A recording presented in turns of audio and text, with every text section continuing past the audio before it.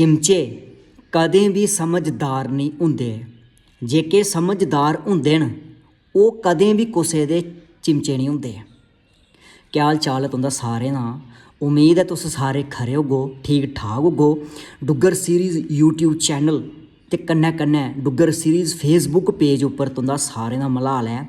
अज्ज एक बारी परतियै हाजिर होई तुंदे समक्ष सच्ची ते कौड़ी गल लेइयै। अऊं पैह्लें ही गलाया हा, गल करनी मूंहें उप्पर कोरी, भावें लग्गै मिट्ठी मित्रा, भावें लग्गै कौड़ी।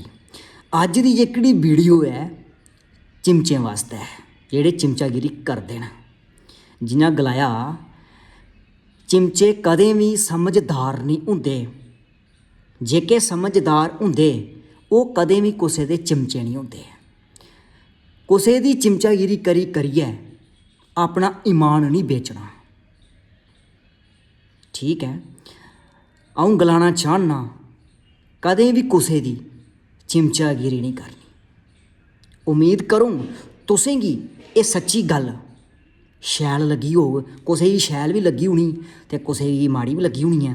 जिसी शैल लगी होग ओह् शेयर करना नहीं भुल्लेओ ते कन्नै कन्नै गै मिगी कमेंट दे राहीं तुस जरूर सनाएओ एह् गल सच है जां झूठ है।